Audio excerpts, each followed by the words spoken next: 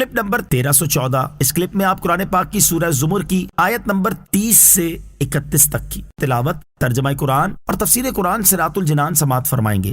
بسم اللہ الرحمن الرحیم۔ ترجمہ، اللہ کے نام سے شروع جو نہایت مہربان رحمت والا ہے۔ انک میت وانہم میتون۔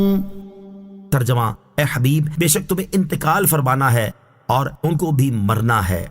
انک میت وانہم میتون، بے شک تمہیں انتقال فرمانا ہے اور ان کو بھی مرنا ہے۔ اس آیت میں ان کفار کا رد ہے جو سرکار دو عالم علیہ الصلوۃ والسلام کی وفات کا انتظار کیا کرتے تھے۔ انہیں فرمایا گیا کہ خود مرنے والے ہو کر دوسروں کی موت کا انتظار کرنا حماقت ہے۔ انبیاء کرام علیہ الصلوۃ والسلام کی موت ایک آن کے لیے ہوتی ہے۔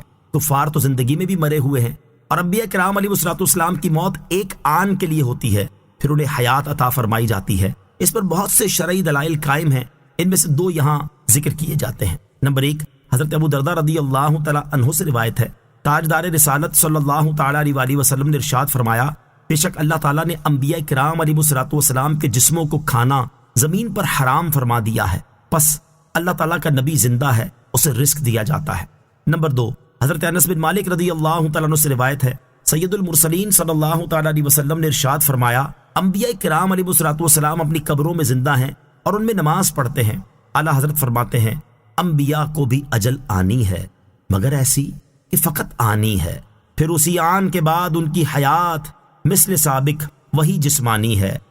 ثم انکم یوم القیامت عند ربکم تختصمون۔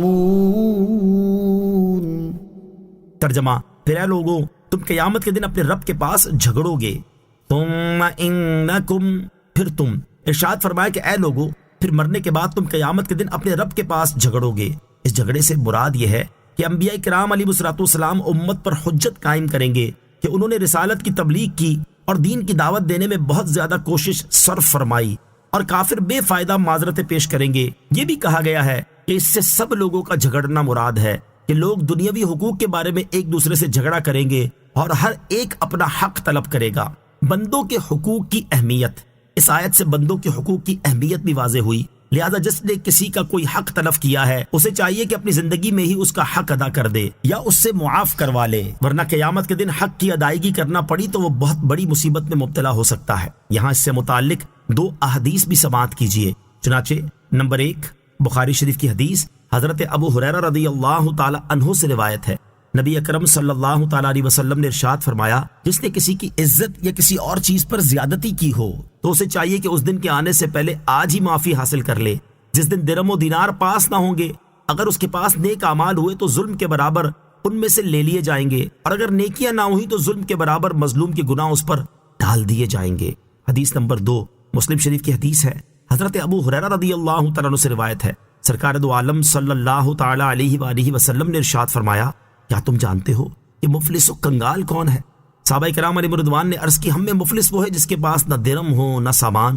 ارشاد فرمایا، میری امت میں مفلس وہ ہے جو قیامت کے دن نماز، روزے، زکوٰۃ لے کر آیا اور یوں آیا کہ اسے گالی دی، اسے تہمت لگائی، اس کا مال کھایا، اس کا خون بہایا، اسے مارا، اس کی نیکیوں میں سے کچھ اس مظلوم کو دے دی جائیں گی اور کچھ اس مظلوم کو، پھر اگر اس کے ذمے حقوق کی ادائیگی سے پہلے اس کی نیکیاں اس کے پاس سے ختم ہو جائیں تو ان مظلوموں کی خطائیں لے کر اس ظالم پر ڈال دی جائیں گی، پھر اسے آگ میں پھینک دیا جائے گا۔ اللہ تعالی ہمیں دوسروں کی حق تلفی کرنے سے محفوظ فرمائے، اور جن کے حقوق تلف ہو گئے تو دنیا کی زندگی میں ہی ان کے حق ادا کر دینے کی توفیق عطا فرمائے۔